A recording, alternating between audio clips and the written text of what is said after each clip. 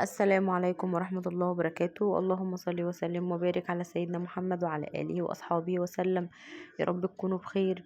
يلا بقى بينا النهاردة هنعمل مع بعض تورتاية حلوة قوي قوي قوي.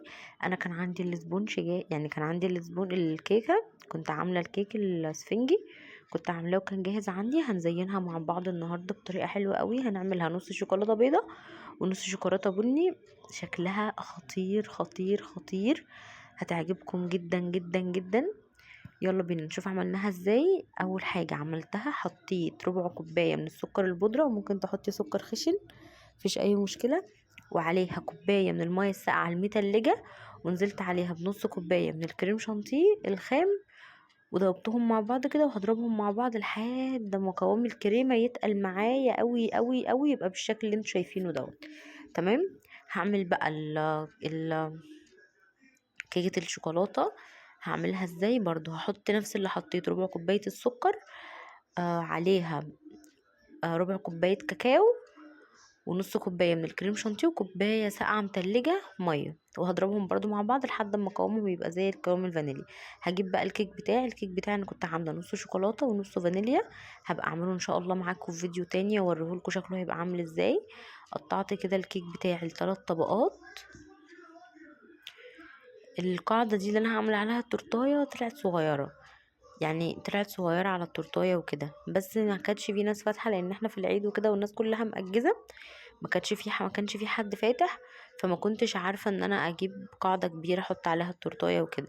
فحاولت ان انا اظبط نفسي بدي، واحاول ان انا اظبطها على قد ما اقدر كده، واوسطنها فيها عشان تتظبط.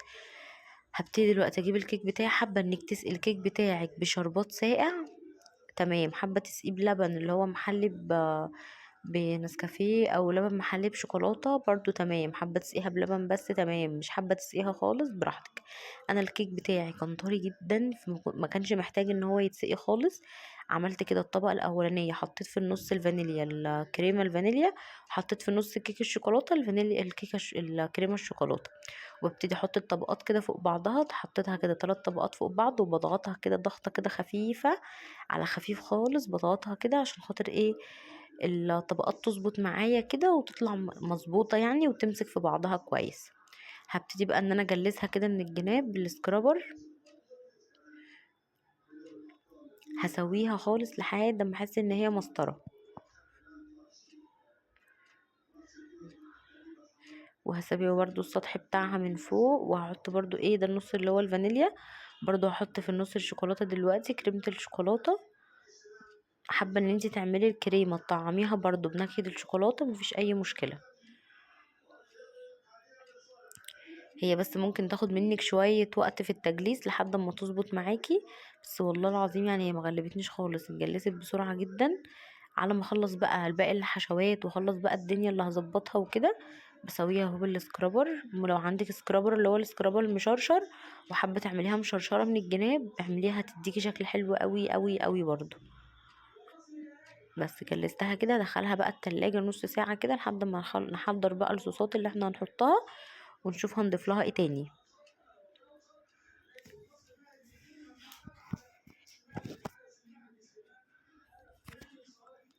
عندي دي الشوكولاتة اللي هي بديل النوتيلا البني، وعندي اللي هي بديل النوتيلا برضو الشوكولاتة اللي هي ميكستيلا دي اللي هي البيضة، والميكستيلا اللي هي البني. هاخد في الكوباية دي معلقتين، وفي الكوباية دي معلقتين، وهخففهم خالص يعني هخففهم بمعلقتين 3 كده من الزيت. هنزل عليها بزيت، بس اهم حاجة الزيت بتاعك ما يكونش ليه ريحة ولا طعم، يكون زيت اللي هو زيت كريستال بقى، زيت ذرة. اهم حاجة الزيت بتاعك يكون نضيف، ما يكونش ليه طعم ولا ريحة. وهبتدي ان انا اقلبهم دلوقتي كده، احط عليهم الزيت واقلبهم لحد ما قوام كده الشوكولاته يبقى بالشكل اللي انتوا شايفينه ده. الشوكولاته دي هنحطها على الوش. انا هعمل تورتايه نص شوكولاته بيض ونص شوكولاته بني، مسيحه بقى كده عشان اعمل منها الدريبات، وهحطها برضو على الوش من فوق. بعد ما سيحت الشوكولاته بقى، هاخد منها حبه كده في الكيس عشان خاطر اعمل بيهم الدريبات بتاعتي.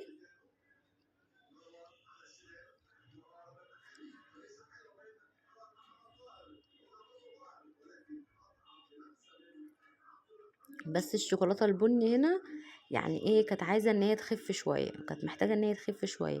ما طلعتش الدريبات معايا مظبوطه قوي زي ما انا كنت عاوزاها، لان ايه، كانت ماسكه شويه. لكن الشوكولاته البيضه كانت مظبوطه، فمطلعه الدريبات معايا مظبوطه.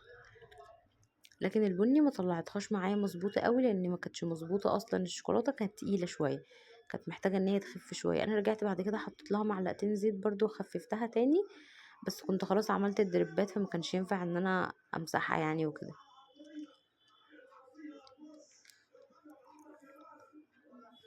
بس وبعملها بقى بالشكل اللي انتوا شايفينه دوت. وهعمل عليها برضو روزيتات من فوق كده عشان ابروزها بيها، هتشوفوها شكلها حلو قوي. ايوه هيبقى، بصوا طلعتش معايا دربات مظبوطه خالص، لان خاطر الشوكولاته زي ما بقولك كانت جامده شويه، كانت محتاجه ان هي تبقى خفيفه عن كده عشان تنزل معايا الدربات مره واحده كده مظبوطه زي الشوكولاته البيضاء.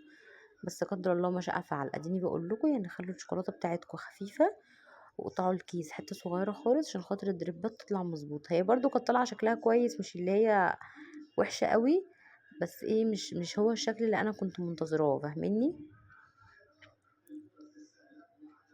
بديها بقى كده خبطتين عشان خاطر اظبط الدربات بتاعتها، وتنزل بقى ايه عليها مظبوطه كده. الجنب اللي هو بالشوكولاته البيضة هعمل عليه دربات كده بالفانيليا هبروزها، والجنب التاني هعمل عليه برضو دربات كده بكريمه الشوكولاته. انا ببروز التورتايه بتاعتي بس، مش بعمل روزيتات واشكال، لا. انا ببروز بس التورتايه عشان لما احط الشوكولاته في النص ما تقعش من الجناب وكده.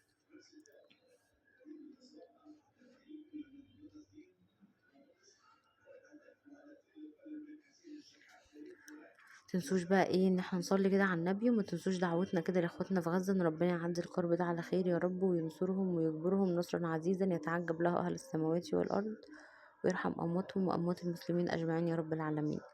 هنزل بقى دلوقتي بالشوكولاتة البيضة في الجنب اللي هو ابيض،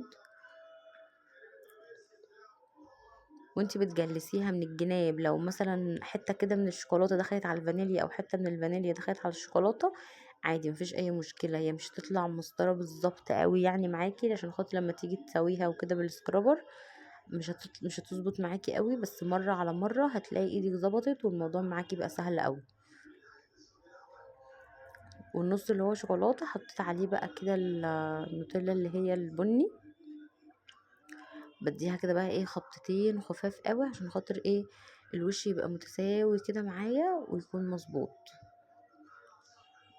كنت عامله بقى الشكل ده كده في الشوكولاته برضو، ان شاء الله هوريهولكم في فيديو تاني. الفيديو ده اصلا ما كانش هيتصور، بس ايه يعني نصيب الحمد لله. فكنت ما بين وما بين لا، بس قلت هنزل معاكم التجليس، لكن بعد كده اشكال الشوكولاته اللي انا بعملها وكده والسبونج لما اجي اعمله الكيك هبقى اصوره معاكم ان شاء الله في فيديو تاني. دي اشكال كده شوكولاته عملتها، واحط عليها بقى ايه، تحطي بقى اي تزيين من فوق انت حباه، حابه تسيبيها كده مفيش اي مشكله، حابه ان انت تحطي بقى فيها تاتشات كده وتظبطيها، اعمليها طلعي الشكل اللي انت حباه. انا حطيت كده واحده من الفلوتس، وحطيت اتنين تلاتة كده من الكونو، من الاوريو، واتنين كده من الاوريو، وتلاتة كده وتلاتة اوريو كده وايه وواحده كنت هحط الشكل ده، بس حسيت ان هو ايه مش هيظبط.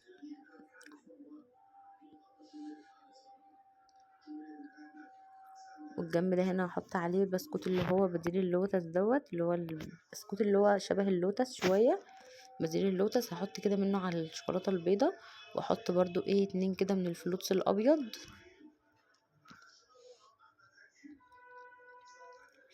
واحط عليها بقى كريز، واحط كريسبي ابيض، وعايزة تحطي كريسبي بني تمام.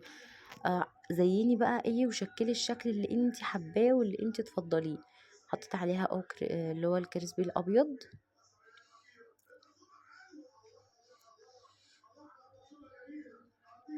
حطيت انا بقى فلوتس، وحطيت اللي هو الاوريو، وحطيت كونو، وهحط برضو عليها الكريسبي اللي هو البني.